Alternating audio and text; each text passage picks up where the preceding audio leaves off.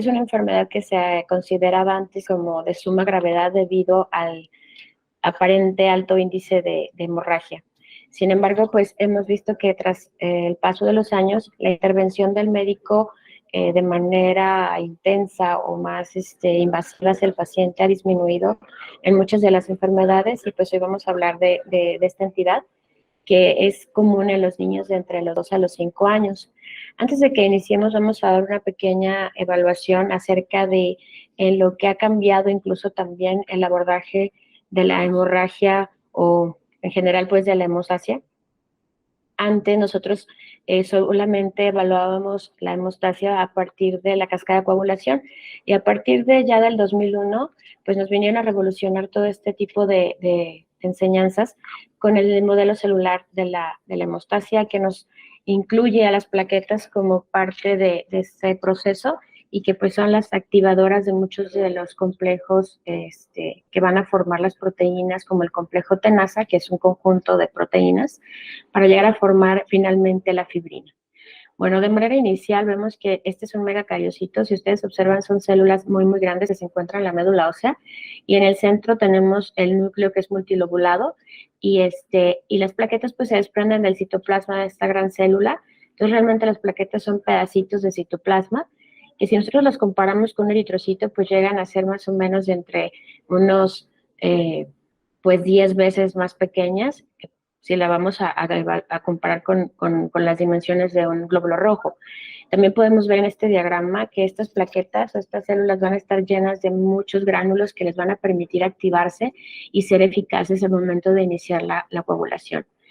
Este ya es un frotis de sangre periférica, en el que nosotros observamos en una rejilla de escala el tamaño de las plaquetas, y si ustedes se fijan, pues hay unas que son de tamaño normal, que son de 7 a 10 fentolitos, algunas que son un poco más grandes, pero son normales, como hasta 10, 12 incluso, pueden considerarse normales, y esas que son un poquito más grandes son plaquetas jóvenes, que son normales en un paciente que está generando más plaquetas por algún evento inflamatorio, o en el caso de PTI también. Las plaquetas en general tienen una función, dos funciones especiales, que son la adhesión, que es que las plaquetas se peguen al endotelio vascular, y la agregación, es decir, la interacción que se crea entre cada una de las plaquetas. La evaluación general de nosotros como pediatras en el momento de recibir un paciente en el que tiene datos de hemorragia en piel y mucosas, o que se le diagnostica trombocitopenia por un examen de sangre, una biometría específicamente, pues va encaminado, como en todas las enfermedades, a un abordaje específico de la historia clínica personal y familiar, una exploración física minuciosa de los sitios de hemorragia, y la evaluación bioquímica, que no podemos dejar de lado.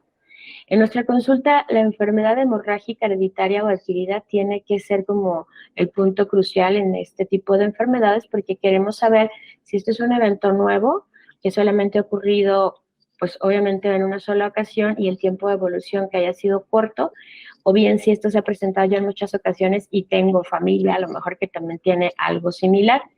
En la historia clínica personal y familiar de hemorragia podemos encontrar de enfermedades como el tipo von Willebrand tipo 2B, que también cursa con trombocitopenia, o bien algunas enfermedades en que clínicamente, al explorar al paciente, yo puedo tener datos de hemorragia en piel y mucosas, y no haya trombocitopenia, como la trombocitopenia de Glassman, que es un trastorno meramente funcional. Y pues esto compete a todas las especialidades médicas y quirúrgicas, con la finalidad de evitar eventos adversos serios respecto a la hemorragia. Entonces, cuando llega un paciente en el que nos hablan de eventos hemorrágicos o trombocitopenia, pues debemos recordar que la trombocitopenia es cuando encontramos menos de 1.500 plaquetas en una biometría hemática, y que le vamos a explorar a un paciente así. Bueno, hay que hacer nuestro checklist, que un niño con PTI generalmente es un niño previamente sano, ¿sí? O sea, generalmente las mamás llegan a decir: mi niño siempre está súper sano, nunca se enferma, ¿por qué le pasó esto? Hay que ver, si no es así, qué medicamentos toma, o si tiene alguna enfermedad concomitante que pueda ocasionar la trombocitopenia, o que lo ponga en un alto riesgo hemorrágico. Esto es bien importante en cualquier enfermedad. Respecto a los fármacos que utilizan los alimentos, por ejemplo, si yo utilizo de forma crónica AINES, pues voy a tener un problema hemorrágico, pero ocasionado por alteraciones funcionales más que de número. O si tomo algún fármaco como el ácido valproico, pues ahí sí puedo, o valproato, sí puedo tener trombocitopenia, y esto ya es inherente al fármaco, no por alguna otra situación como en PTI. O sea, es un diagnóstico de exclusión. El inicio agudo es clásico de estos eventos porque generalmente tienen una semana o en promedio 3, 4 días en que el paciente se diagnostica desde el inicio de los síntomas. La hemorragia normalmente es mucocutánea. ¿Qué voy con esto? Tenemos gingivorragia, epistaxis, petequias, equimosis, y bueno, pues si en algún momento las niñas pueden llegar a tener esto, y que ya estén que ya hayan tenido su marca, pueden encontrarse con metrorragia. Algo bien importante aquí, que ahorita lo vamos a revisar, es evaluar la severidad de la hemorragia, porque a partir de ahí vamos a tomar las decisiones terapéuticas. La biometría hemática, pues es que vamos a tener que solicitarla para ver el número de plaquetas. Ahí en algunos laboratorios, pues sí nos muestran el volumen plaquetario medio, que es como el aumento de 5 a 7 fetolitos en promedio de 7, de 5 a 10, perdón, en promedio de 7. Y bueno, el prótesis de sangre periférica es importante, sí, claro que es importante, porque nosotros necesitamos ver si no hay alguna célula que sea normal, como por ejemplo encontrar blastos, ¿no? O sea, que sería como lo más grave que podría ser y que podría iniciar, o sea, que podría confundirse el diagnóstico si no evaluamos bien. Los demás estudios de laboratorio que se comentan en esta diapositiva son importantes, pero ya sería para evaluar otro tipo de patologías que no sean trombocitopenia, pero sí que afecten, PTI, perdón, pero que sí afecten la función de las plaquetas. En cuanto a la trombocitopenia más común que les he dicho, pues la adquirida, en este caso, más común es la púrpura trombocitopénico inmunológica, que ya no se llama idiopática, aunque en el CIE-10 una viene así. Y pues no sé por qué no se ha cambiado, pero ya es de la nomenclatura internacional, ya la nombramos inmunológica porque ya sabemos por qué se produce, ya no es idiopático. Y bueno, el resto de las trombocitopenias generalmente tienen un diagnóstico neonatal. Esta es una guía que pues ya es bastante viejita, en 1996, en el que aún allí, si ustedes se fijan o tienen ya tiempo después de echarle un ojito, la pueden buscar, en el que nos dicen que la hospitalización es inapropiada con los niños que tengan plaquetas de 20 a 30 mil. Aquí aún tomaban decisiones respecto al número de plaquetas, porque incluso un paciente que tenga menos plaquetas que esto y que esté asintomático tampoco tiene la necesidad de hospitalizarse si no tiene algún dato de alarma que ahorita vamos a revisar. Y eso se los digo porque la intervención, que es sobre todo la hospitalización innecesaria, pues es algo que tenemos que tomar en cuenta hoy en día. Estas días también nos decían que si los pacientes son asintomáticos respecto a la hemorragia mayor, pues no tienen necesidad de ser tratados, o sea, no hay urgencia, pero pues a veces nos alarma el número de plaquetas, que si tiene 1000 o 2000, pero en realidad es que eso pues es lo común. Realmente lo más frecuente es que los niños tengan entre 5 y 10 mil plaquetas y pues no pasa nada, a excepción de que tengan alguna enfermedad concomitante o hay algún factor de riesgo. Las guías actuales son estas, si les pueden después revisar con calma. La primera es como más extensa y nos habla de pues todas las actitudes que debemos de tomar respecto a la terapéutica, además sobre los fármacos nuevos que hay y sobre su utilidad. Y la última, que es la del 2019, pues ya nos corrobora lo que nos dice la guía pasada. Entonces creo que las dos son importantes. En estas dos se incluye también incluso la parte de los adultos. En los adultos esta enfermedad sí es muy, muy grave, porque ellos tienen mayor riesgo de hemorragia respecto a las comorbilidades como obesidad, hipertensión, eventos hormonales incluso. Entonces, ahí sí nos asustaría que un adulto tuviera trombocitopenia, ¿no? Entonces, pero no es tan grave esto en los niños.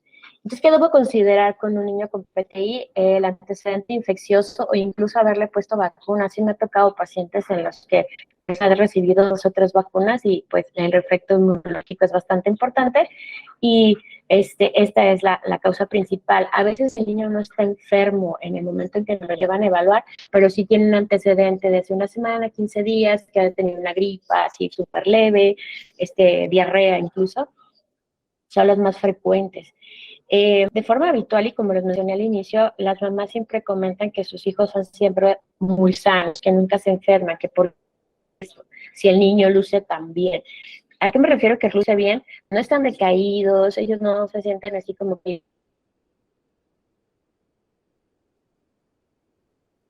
Se cortó, Michelle.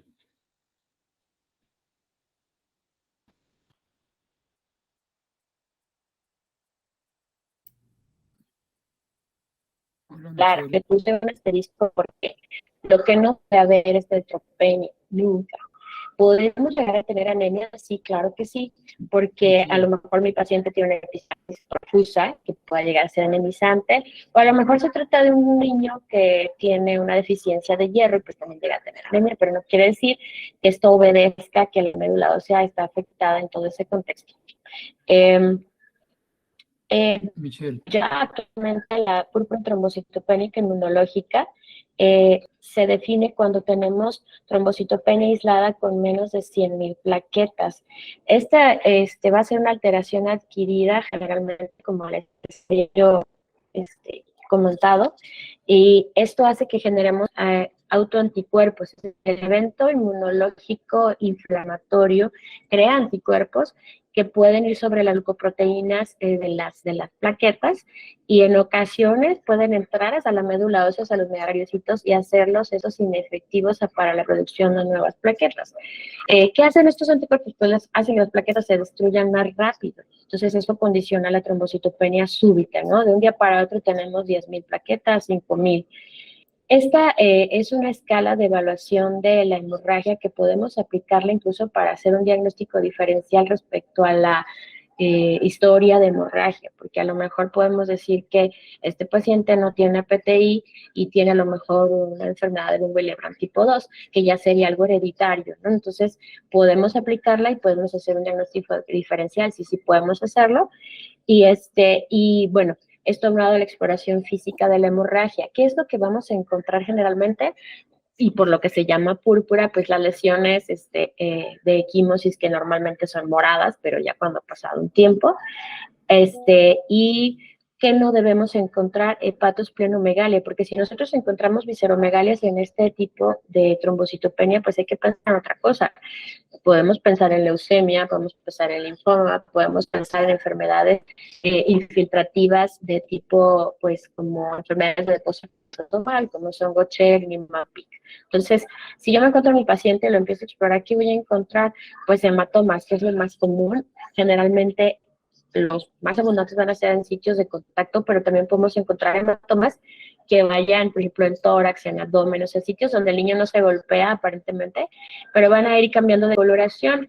Esos hematomas cambian normalmente de color rojo cuando son nuevos, azules, en la primera semana y después se tornan medio amarillo-verde hasta el último día, ya cuando toda la hemosiderina se va alineando. Entonces, al llega mi paciente con un hematoma amarillo, pues ya puedo deducir que pues esa evolución es como de unos 10, 14 días. Esta es una fotografía en donde ustedes se ven aquí que los sitios más frecuentes pues son en donde tenemos contacto y los niños especialmente que siempre traen equimosis en sus piernitas, pero pues ya esto sería como muy, muy raro. Estos son las petequias, que son lesiones hemorrágicas pequeñitas por lesiones de los capilares en la piel. Ya cuando se encuentran en la mucosa, pues los llamamos púrpura húmeda. Hay ocasiones en que los niños, el principal dato es que tienen una epistaxis masiva que incluso pueda ser anemizante. Una ocasión tuvimos un paciente que incluso llegó chocado porque tenía hemorragia desde las 8 hasta las 2 de la tarde y pues sí se confundía porque incluso tenía ya una CID por consumo, pero de inicio pues su patología de base era una PTI. Entonces sí llega a causar una estabilidad hemodinámica si esto no se detiene. Afortunadamente es en el menor de los casos, y pues no es una razón para siempre pensar que todos los niños les sangra la nariz, solo es algún dato de alarma. Y sobre todo otro de los datos de alarma que a veces nos hacen proceder de una forma, como nos dicen, para prevenir, pues no es así. O sea, la hemorragia del sistema nervioso central no es tan frecuente, menos de que el niño haya sufrido un traumatismo directo, porque es del 0.1-0.5% de los casos. Obviamente que si yo tengo un paciente que a lo mejor se cayó de la cuna, de la cama, o iba corriendo y se pegó en el columpio, qué sé yo, pues sí va a sangrar, pues, pero como cualquier otro niño, pero no es de una forma espontánea por el hecho de tener plaquetas bajitas. Y esto es porque las plaquetas que el niño tiene son perfectamente normales en cuanto a función. Eh, y bueno, pues esto a lo mejor está un poco de más, pero creo que siempre es importante señalarlo porque nos podemos confundir. mmm, y no habría razón de qué, pues, pero la vasculitis por IgA, antes llamada púrpura de Heno-Schollen, que ya no debemos utilizar ese nombre porque es lo que nos causa confusión, genera costras, pero son necróticas y esto es por la lesión vascular que genera la inflamación, pero no necesariamente, de hecho no es por hemorragia, porque estos pacientes incluso cursan con trombocitosis. Entonces, la evaluación de estos niños no debe ser por el hematólogo, sino por un reumatólogo pediatra. Ellos suelen cursar con hemorragia de tubo digestivo bajo cuando es algo bien severo, porque también hay vasculitis intestinal en este caso y pues puede haber incluso hasta perforación, pero no es un problema de hemostasia de forma primaria. Cuando nosotros ya evaluamos a nuestro paciente, lo exploramos y tomamos el número en cuenta, el número de plaquetas, ahora sí vamos a clasificar la hemorragia porque yo necesito saber qué voy a hacer.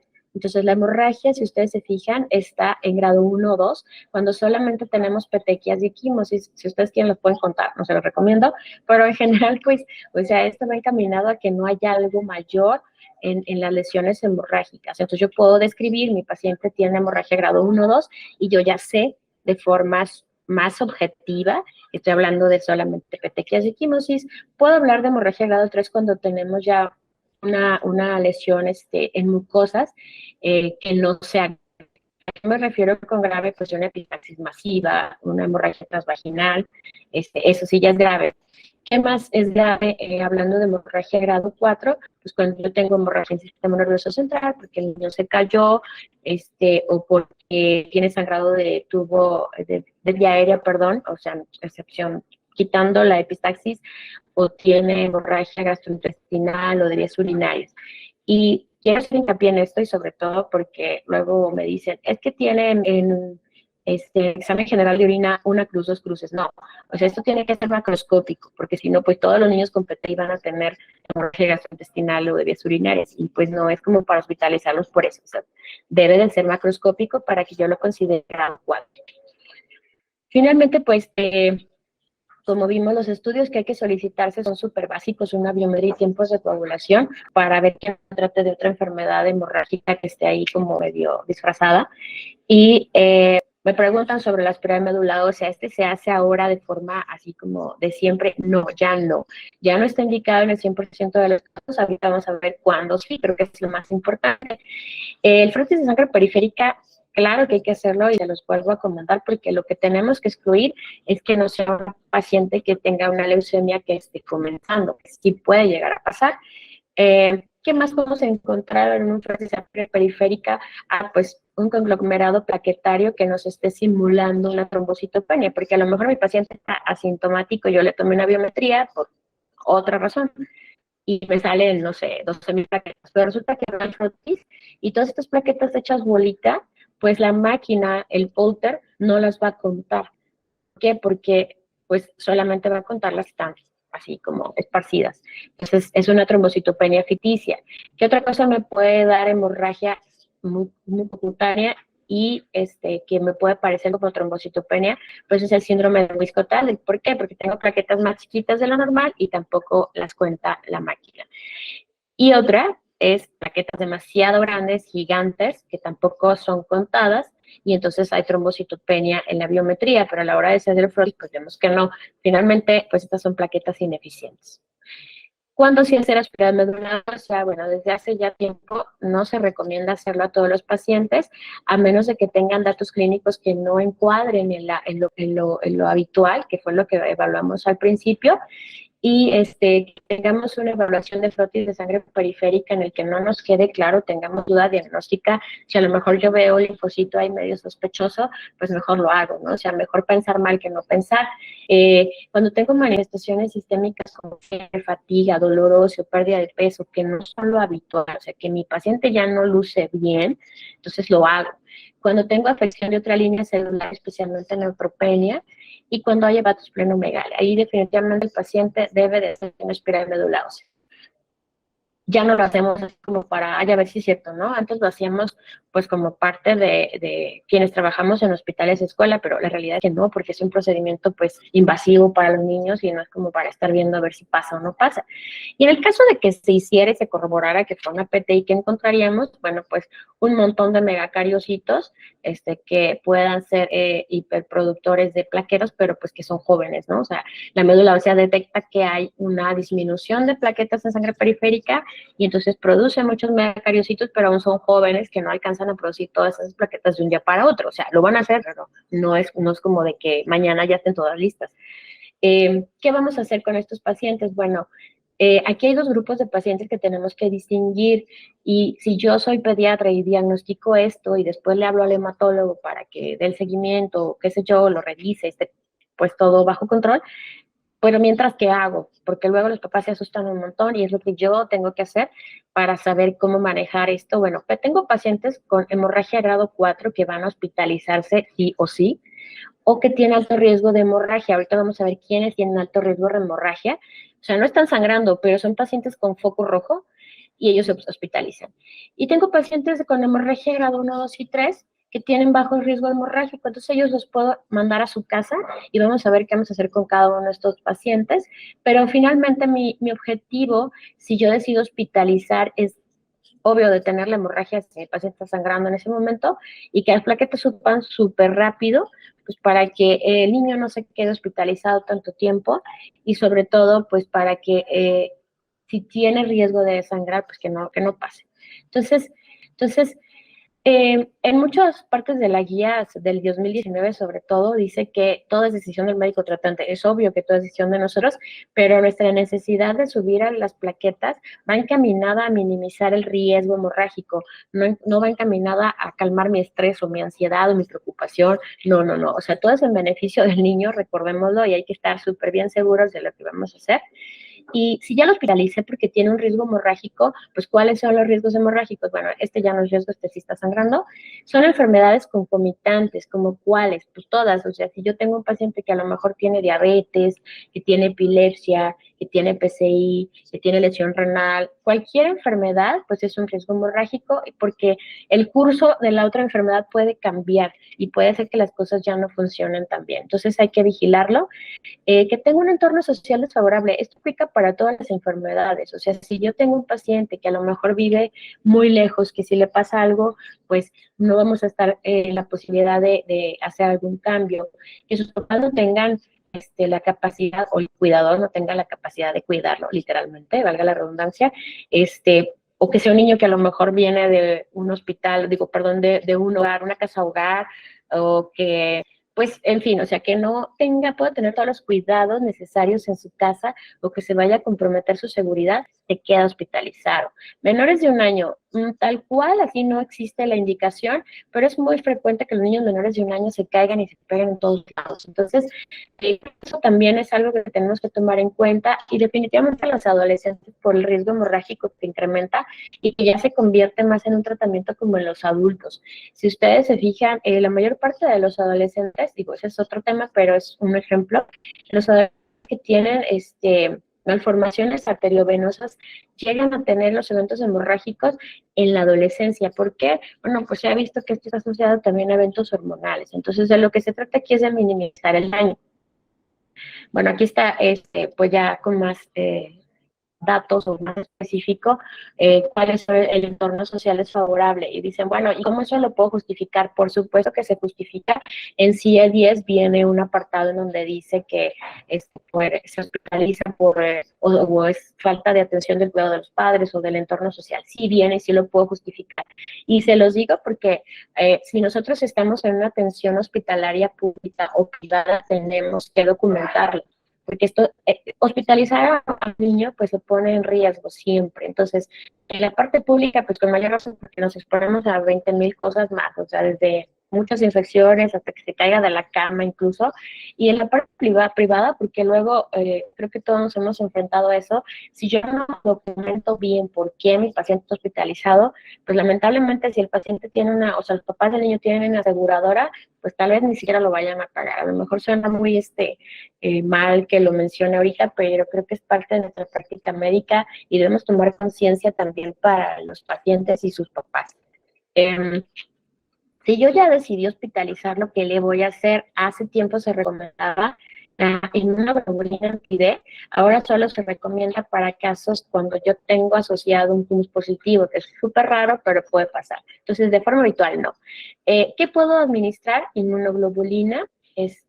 Hay muchísimas marcas ahorita, las podemos solicitar la menos pues inocuo para nuestro paciente, o que nosotros tengamos la facilidad de manejar más, o sea, más, pues, fácil de obtener en ese momento, porque luego hay hospitales que tampoco tienen de muchas marcas o disponible, y se recomienda de 0,8 a 1 gramo por kilo por dosis, reevaluándose cada día. No quiere decir que, por 3 días seguidos, por 5 días seguidos, no, así no funciona aquí, o sea, hay que reevaluar, porque pues tampoco es un fármaco 100% inocuo, ningún fármaco lo es. ¿Qué más podemos dar? Perdón, la prednisona, que es como el tratamiento convencional, va de 1 a 2 miligramos por kilo por día.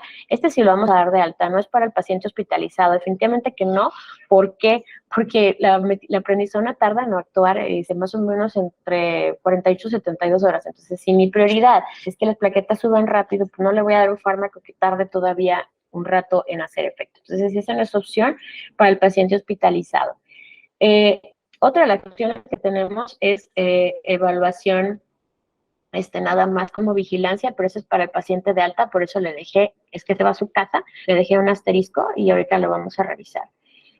Yo no tengo a mi alcance inmunoglobulina o puedo utilizar alguna otra sustancia, pues sí, podemos utilizar otro fármaco que es la metilprednisolona altas dosis. Altas dosis se refiere a 3 miligramos por kilo por día, ¿ok? No es como en el asma que lo usamos a 1 o 2 miligramos. Sí, doctora, es mucho, sí es mucho, pero pues eso es un pulso, no es una dosis pequeñita y no se pasa en bolo. O sea, malamente a veces confundimos estos términos de pulso y bolo. Bolo es administrar un fármaco así rápido, en una infusión rápida, pero pulso se refiere a la cantidad de esteroide que nosotros administramos y el efecto que sirve para que capte los anticuerpos circulantes y ya no puedan hacer el efecto que tenían, pero el esteroide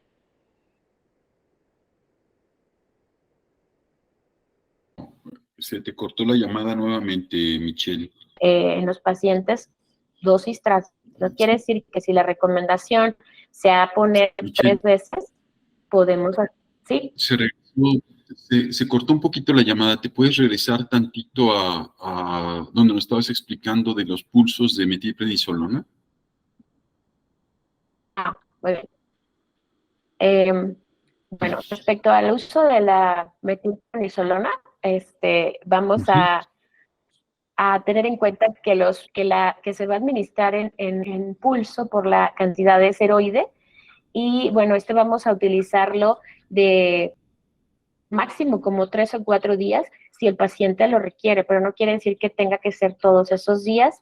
Se debe de administrar en unas 4 a 6 horas porque es una cantidad muy, muy grande y vamos a reevaluar después de cada pulso, igual que de la inmunoglobulina. Esto les voy a decir en qué momento se vuelve a tomar otra biometría hemática. Entonces, estas son las opciones, ya para ir resumiendo nuestro tratamiento: gamma globulina IV, 1 gramo por kilo por dosis, hasta elevar las plaquetas en un nivel que sea, pues, seguro para que el paciente pueda irse a su casa. Esto evita solo la destrucción, no es para que se eleven, es para que las que ya hay no se destruyan, pero el alta de plaquetas las vamos a lograr con el esteroide. ¿Podemos usar el esteroide al egresar? Sí, claro que sí, pero en algunos casos. La metilprednisolona va a ser para disminuir la respuesta inmunológica y la vamos a utilizar también para que tengamos una maduración más rápida de las plaquetas. Este es un ejemplo nada más acerca de la gamaglobulina que vamos a utilizar. Puede ser la que ustedes quieran, la que tengan a su alcance. La forma de administrarse depende de la marca, entonces no nos vamos a detener en esto porque pues cada fármaco tiene su dossier o donde nos explican cómo se administra y así tengamos mayor seguridad en el fármaco. Después de que nosotros vayamos a hospitalizar al paciente que tenga una hemorragia severa grado 4, pues tenemos que administrar plaquetas. Es la única indicación de administrar plaquetas en PTI. No se administran porque estén bajitas o porque tenemos pues como mucho estrés. No, la vamos a administrar únicamente en hemorragia grado 4. Y esto lo vamos a hacer siempre junto con gamaglobulina o metilprednisolona. Hay casos en que tenemos que administrar las dos cosas. Tenemos que esperar a que se administre todo esto y luego pasar las plaquetas, no necesariamente. Sería lo ideal, pero pues tampoco vamos a esperar 4 horas a que se administre la metilprednisolona, gamaglobulina, mientras el paciente sangra, ¿no? O sea, aquí primero la vida, pasa las plaquetas y a lo mejor en otro sitio de otra vía le puedo estar administrando gamaglobulina, metilprednisolona. Digo, no es ideal porque puedo tener eventos adversos asociados a la transfusión, pero pues es algo que tenemos que hacer. Conducta expectante, o sea, cuando yo dejo ir al paciente sin tratamiento, ¿cómo se puede hacer eso? Claro que se puede y está indicado en la guía.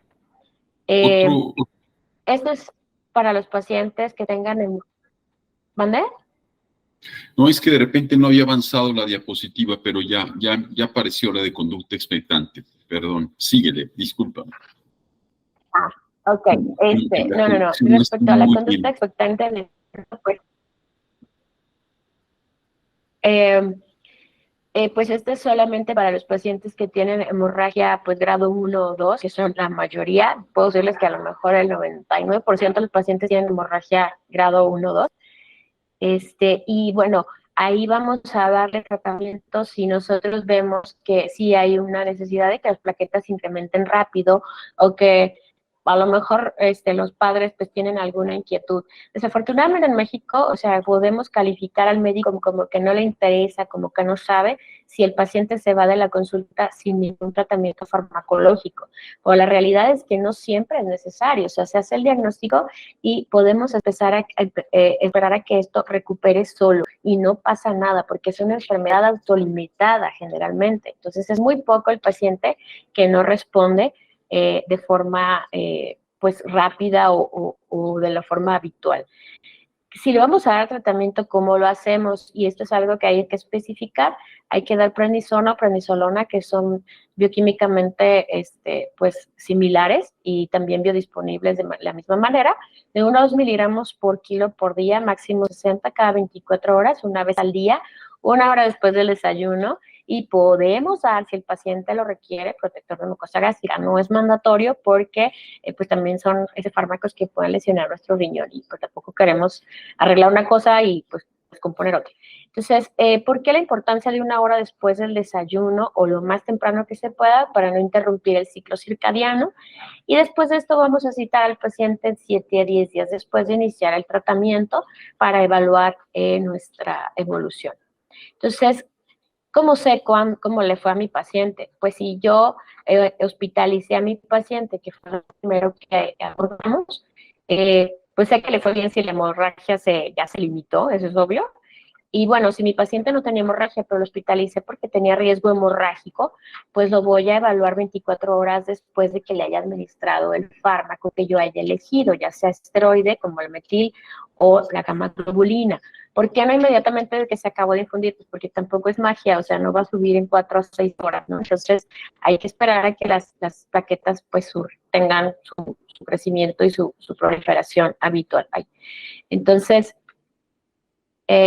nuestra administración de fármacos va a ser encaminada a que el paciente tenga mejoría en cuanto al evento hemorrágico, pero no necesariamente a que las plaquetas vayan a normalizar. Es decir, puedo darlo de alta aunque las plaquetas no estén bien al 100%, sí se puede dar de alta porque pues quiere decir que mis plaquetas van para arriba y el paciente va a perder ese riesgo que haya tenido de hemorragia. Si yo lo dejé de alta porque no tenía ningún riesgo hemorrágico grave, porque sus papás lo pueden cuidar bien, es un niño que puede ir a cuidado ambulatorio, lo voy a evaluar en 7 a 10 días con una biometría hemática y la respuesta la voy a catalogar de diferente manera. El 95% de los niños, como les dije hace rato, se van a mejorar en 7 a 10 días porque es el tiempo en que las plaquetas crecen y maduran. Y generalmente nos encontramos ya sin lesiones hemorrágicas nuevas y con las que tenía ya en curación, con un máximo, más bien con un nivel de plaquetas de 100 para arriba. Puedo tener pacientes que hayan tenido una respuesta parcial, quienes no tengan nuevas lesiones hemorrágicas, pero las plaquetas vayan todavía bajitas, de 30 para arriba, y pueden mejorar entre los 6 a 12 meses antes de llamar lo que es una PTI crónica. El resto de los pacientes pueden tener diferentes comportamientos, algunos de ellos no responden ya a esteroide, algunos de ellos pierden respuesta cuando se los quitamos y son a quienes llamamos corticodependientes, porque con pequeñas cantidades pueden estar subiendo plaquetas. Entonces hay que reevaluarlos y ver si no hay algo que esté desencadenando nuevamente estos eventos inflamatorios que generen trombocitopenia, como infecciones desde caries o faringitis de repetición, eventos alérgicos incluso, que también es algo inflamatorio. ¿Qué otros tratamientos podemos utilizar ya casi para finalizar? Pues podemos utilizar ácido tranexámico, aminocaproico, etamcilato, que son sustancias análogos de lisina que van a hacer que nuestro coágulo, el que ya se formó, no se deshaga tan rápido. O sea, estos fármacos no son para formar coágulos. O sea, si mi paciente está sangrando, pues van a actuar sobre el coágulo que ya se formó y van a hacer que ese coágulo no se deshaga, pero no es para que lo formen. Desmopresina ya no es algo que utilicemos porque tiene muchos eventos adversos, entonces pues creo que es más riesgoso. Vamos a utilizar factor 7 recombinante, que es el Novoseven, sí, porque nos ayuda a activar las plaquetas que tenemos por ahí, pero eso ya sería doctora, en hemorragia grave, ¿sí? Se dejó de compartir la pantalla. ¿Desde dónde? Ya tiene algunos minutos, pero yo pensé que ya era la conclusión o algo y que tú lo habías quitado, pero ya no. No. Entonces, después de regresarla, nos quedamos más o menos en donde nos decías que al momento de darla de alta, podríamos en un momento, sí, un poquito antes de esa diapositiva, yo creo. Aquí. Ahí estábamos. ¿Sí? Sí, okay. Esa sí ya la vimos. Bueno, ok. Les comentaba si nosotros vamos a egresar al paciente o si está hospitalizado, podemos evaluarlo después de 24 horas de administrar el fármaco que hayamos elegido o de los dos fármacos que hayamos elegido, ya sean esteroide o gamma-globulina, para tomar una biometría y evaluar si las plaquetas ya subieron.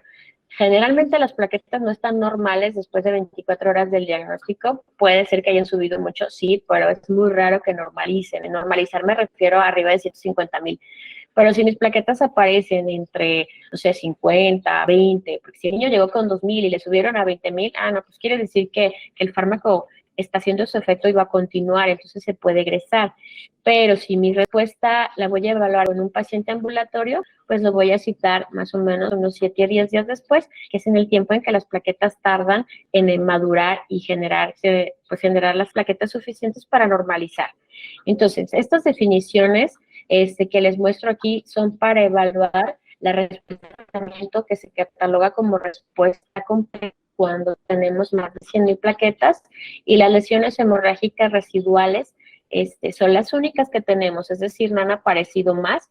Una respuesta parcial, que es en el menor porcentaje, es el 2%, son con plaquetas mayores de 30, que no llegan a 100, sin nuevas lesiones hemorrágicas, y estas pueden ir progresando y subiendo entre 6 a 6 meses.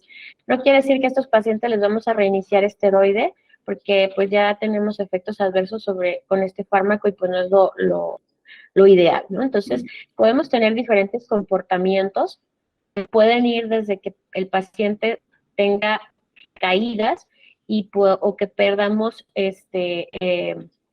la respuesta, o sea, que ya no haya elevación de plaquetas y estos pacientes pueden incluso funcionar con pequeñas cantidades de esteroide cuando son córticodependientes, pero ese comportamiento pues ya es en el menor de los casos.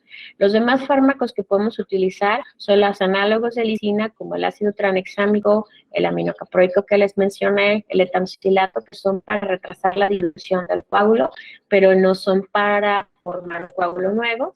La desmopresina ya no se utiliza porque pues es un fármaco que confiere mayor riesgo y pues no es para PTI. Específicamente el factor 7 recombinante, que es el Novoseven, lo podemos utilizar en hemorragia grave para activar plaquetas. Y los últimos dos son trombopoyetina. El primero, que es el Trombopar, es un análogo de trombopoyetina vía oral y eso se utiliza generalmente para las formas crónicas. Tarda en regularizar el número de plaquetas, son de 3 a 6 meses. Pues no es algo que se vaya a utilizar de forma habitual.